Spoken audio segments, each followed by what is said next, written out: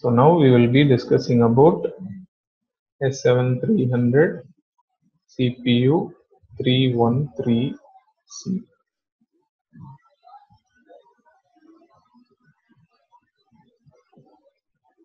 So I am explaining about only that power supply and CPU, because in that itself we have many IOs. So first this will be power supply, next this will be CPU.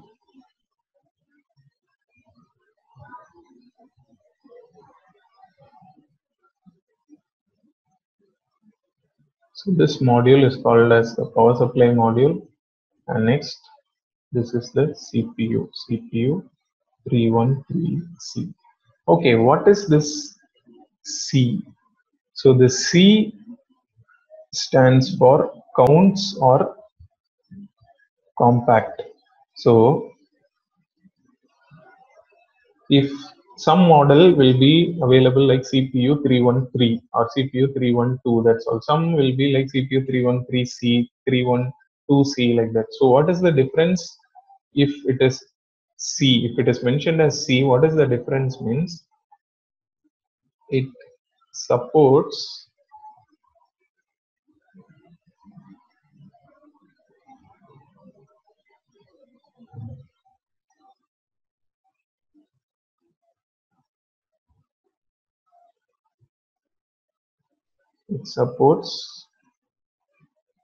high speed pulses. For example, for 1 second it will be supporting up to 10,000 pulse or 20,000 pulse, like that it will be supporting. So this is the advantage if it is mentioned as C. So in this module, in the input, it will be supporting up to 2.5 kilohertz. So what is this 2.5 kilohertz means? It will be supporting up to 2500 pulses per second. For 1 second it will be supporting up to 2.5 kilohertz, that is 2500 pulses for 1 second. And in the output terminals, that is, it can generate up to 60 kilohertz. 60 kilohertz means it will be supporting up to 60,000 pulses per second. So this is the advantage if it is mentioned as C. And next, here itself we will have LED indications.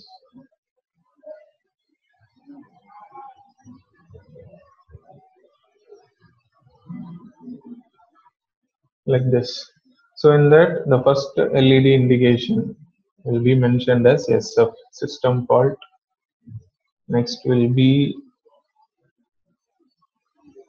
run indication, run or stop indication.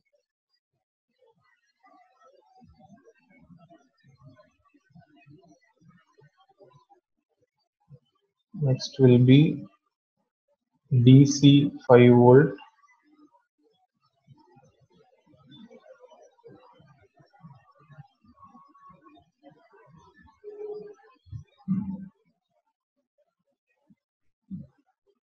First will be system fault SF, next will be DC 5 volt. After that, you will be having, so you will be having force. After that, you will be having run, and at last you will be having stop. Like this, totally 5 different LED indications will be available. And here I will explain what is the use of these LED indications one by one. So first is system fault. So what is the use of this system fault indication? Means whenever there is any fault in the hardware configuration. If there is any fault in the hardware configuration, that system fault will be activated.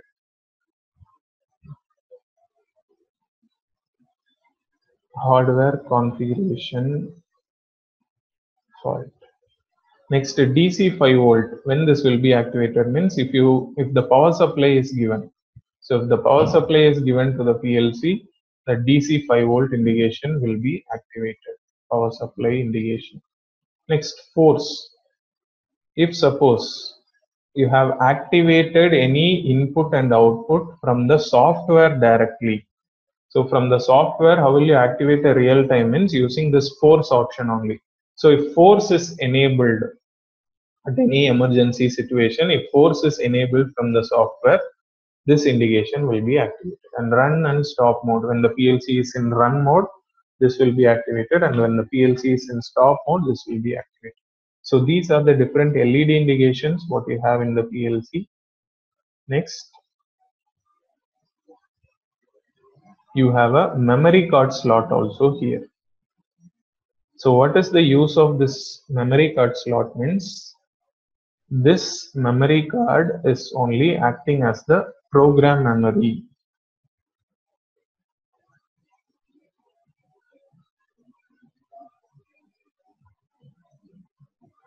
So the program memory of this PLC is this memory card slot only. So this memory card can be expandable. Memory card slot can be expandable, but this PLC cannot be working without any memory card in the PLC. If you don't have any memory card in the PLC, this PLC will not be doing the function. So without memory card, this PLC will not be doing the function. And we have internal memory also in this PLC, and that internal memory is the program memory. So internal memory is the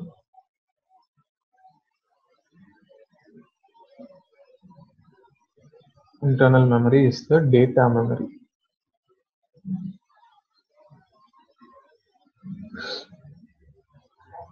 So after this,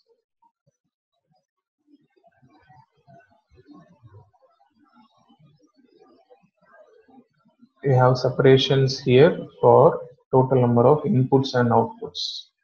So in this only you will be having the IO symbol. So just marking like this, this represents the terminals, input output terminals.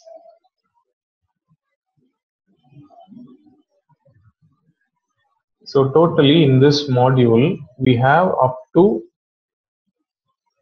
that is in this CPU, we have 24 digital inputs, 16 digital outputs, 5 analog inputs, and 2 analog outputs. So if this is sufficient for your process, directly you can leave with this, because in CPU itself, sometimes you will have many number of inputs and outputs. So if our process requirement, that is total number of inputs and outputs in our process, are very less, we can go just with the power supply and CPU itself. That itself is enough. So here also, if this is enough for you, you can directly go with this CPU and power supply itself. Next, what you have here is, we'll have a switch type arrangement here. So that using that switch, what they will do is, they will be moving it up and down. So up, middle, and bottom. So what are the options available here means, first here, if it is at the top, it represents it is in run mode. If it is in middle, it represents that it is in stop mode.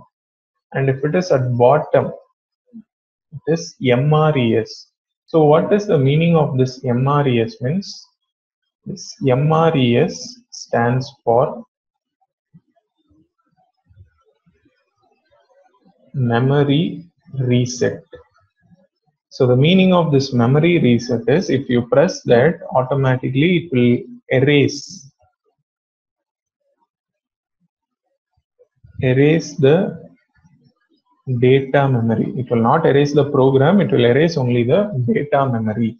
So if you press this MRES, automatically it will erase the data memory. It will erase the data available in that particular memory. Next, here you have a separation for communication. So this is the communication port available here. And using this communication on port only, we will be communicating other third-party devices for programming, or if you want, you can connect the HMI. Using this port only, they will be connecting it. So how the power supply and CPU is connected means, for power supply directly, we are giving 230 volt. We are directly giving 230 volt AC to the power supply, and the output of power supply is 24 volt, and that is only given to the CPU, 24 volt DC. So this power supply is acting as a SMPS here. So it is converting this 230 volt AC to 24 volt DC, and that is only given to CPU. So this is how the power supply and CPU will be available here.